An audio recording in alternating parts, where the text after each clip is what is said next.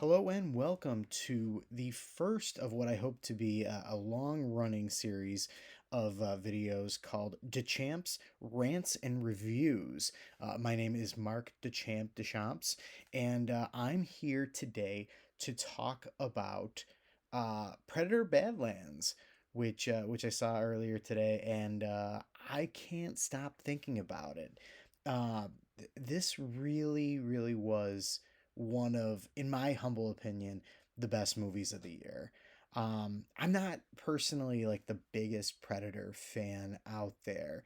Um, I kind of like the Fox Alien and Predator mythos, but it's never been something that I've like actively seeked out.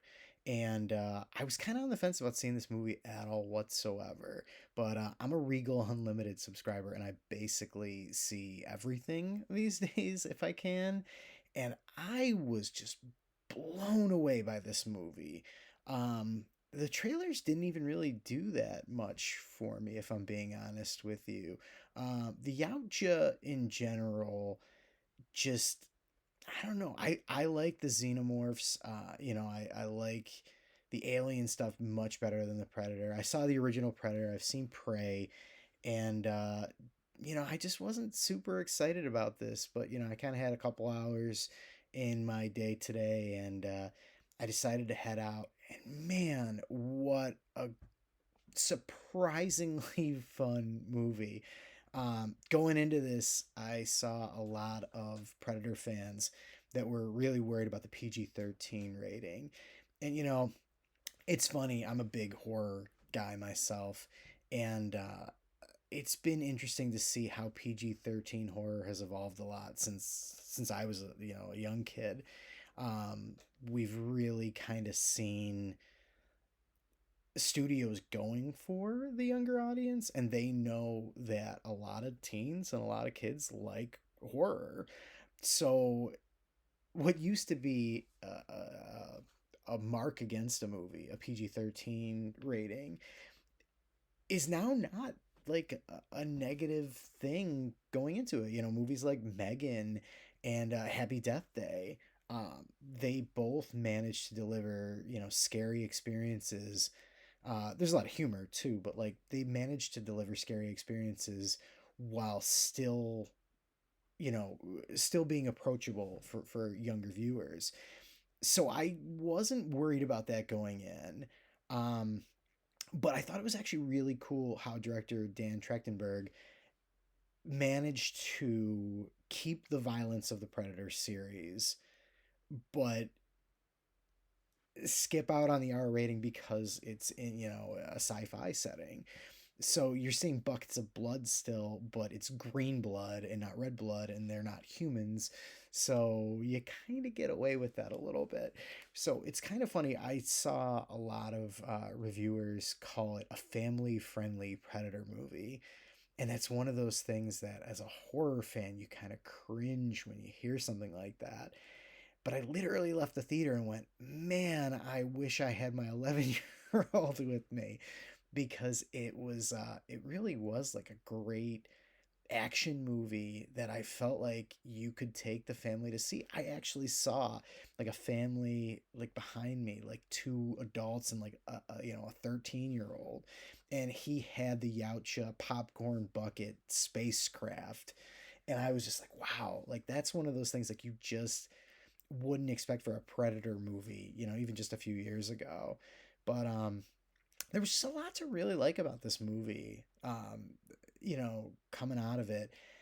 So the Predator and Alien mythos, they're all connected. They weren't originally, and it's one of those things that over the years has become interconnected.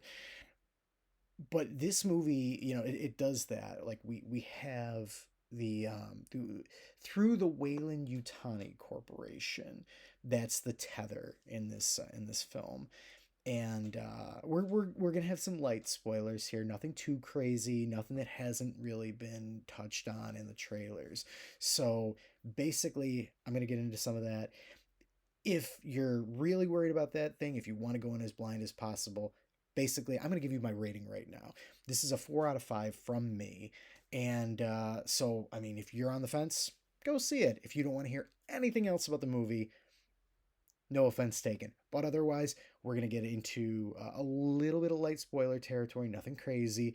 And if you are somebody that's a newcomer to the whole Predator and Alien mythos, I'm going to give you some recommendations from where to go from here. So basically, the whole thing centers around a new Yautja character named Deck. And he's basically on a mission to prove himself. He's basically considered like the runt of the clan. And he is exploring a planet that even the Yautja fear to go to. And while there, he ends up encountering a synthoid.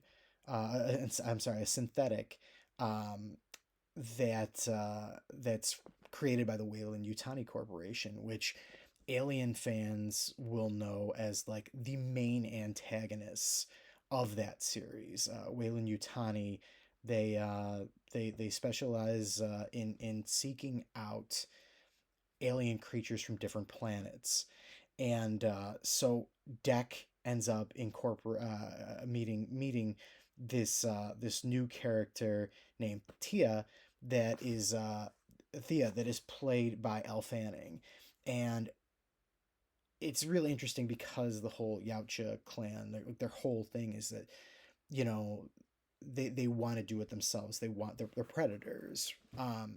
And so it's really their dynamic is really interesting. The movie does a fantastic job of rationalizing why this predator and this synthetic are working together to survive the Badlands, this planet, and it takes us on this journey that will delight both newcomers to the series and those who might not be super familiar with the whole lore of Alien and Predator, which I really appreciated. Like, as kind of a more casual fan, I've seen a handful of the Alien movies, I've seen a handful of the Predator movies, but that's about the extent of my fandom.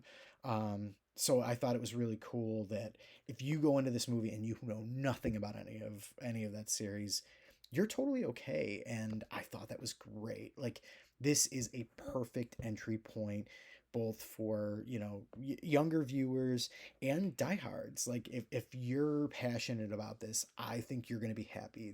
There's lots of little winks, but nothing that becomes overwhelming.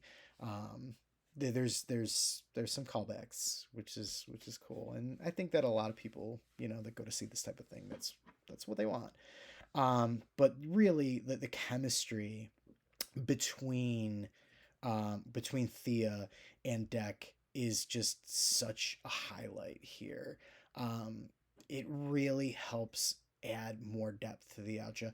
I never kind of understood the whole appeal of the Ouija. I get the the xenomorph. They're very intimidating.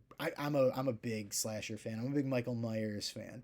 So I get the silent, terrifying killer. Like, totally makes sense to me. Predator is it's a little harder of a sell. It's always been a little bit of a harder sell to me, but Deck immediately I found myself rooting for him. If there's a comparison that I could make, it's kind of like Wolverine from like the X-Men movies, where this is a creature that kills. It is an unrepentant killer. um but there is like a human side to this Yautja that really separates him from the other predators that we've seen throughout the films. And having this synthetic that theoretically he could kill it, but having this synthetic that's not uh you know that he doesn't view as like a threat, as a sounding board, really does help us to not just understand Deck, but to understand the Yautja in general, which I thought was such a smart way of building on the established universe. Um, I really came away impressed with this movie. I don't know what the plans are, from here. Director Dan Trachtenberg has talked about doing a third Predator movie. He previously did Prey, which, again, you don't have to have seen Prey. Prey is very good. But you know, if you just want to go see Predator Badlands, you can totally do that. And they are very unrelated films. The ending kind of sort of sets up a sequel, but doesn't at the same time.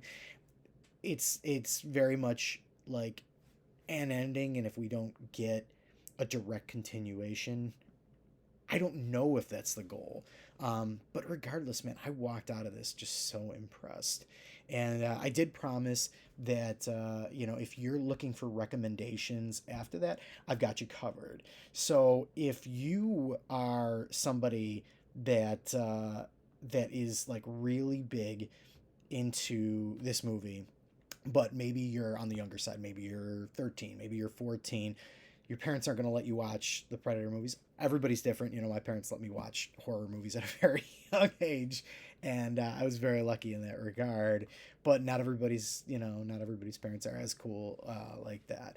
But if you're looking for like a recommendation, and it doesn't have to be a movie, I do recommend the Predator comics from Marvel. Marvel Comics has done a lot of crossovers over the last like couple of years. We've gotten different Marvel superheroes with meeting up with the Yautja. We had a really great Wolverine Predator versus Wolverine series that I adored. That actually got into Wolverine fighting the Yautja throughout all of his different like different points in his storyline. And so we got to see, like, during the Weapon X era, Wolverine fighting the Yautja, and we got to see, like, after he had become an X-Man, him fighting the Yautja. So, like, even though there had never been past Wolverine encounters with these characters, we kind of retcon them into continuity. And there's a Spider-Man series, there's a Black Panther series. These are fun comics, so if that's up your alley, absolutely go for it. However, if you're an older fan that walks out of this and is like, "What can I watch next?" I would definitely recommend Alien Earth, which is a streaming series that's on Hulu. It started earlier this year, and very specifically, the one episode that really, really, really appealed to me. There was a flashback episode that that basically acts as like a whole alien. It kind of acts like an alien movie on its own, and it's in like 45 minutes to an hour. You don't even have to watch any of the rest of the series. The whole series is good, but like that one episode does such a phenomenal job of channeling all like the things that alien fans really enjoy about the series in one episode. And that is I'm trying to think which episode that was. That's episode 5. So if it's in space no one, which is a callback to the original Alien. Space no one can hear you scream. So highly recommend both of those things, whether you're an older fan, or you're someone young that's just coming into this, and you're like me, you're super excited. You're saying, when I see a movie, I get home and I'm like, what video game can I play? What comic can I read? What movie can I now put on, or TV show? How can I keep the high going? So if you're like me, you're looking for something to jump right into after, those are my recommendations.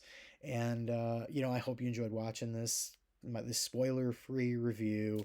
This really clicked with me, this movie, and I hope to do a lot more reviews like this, and, we'll go from here. All right. Thank you very much for watching.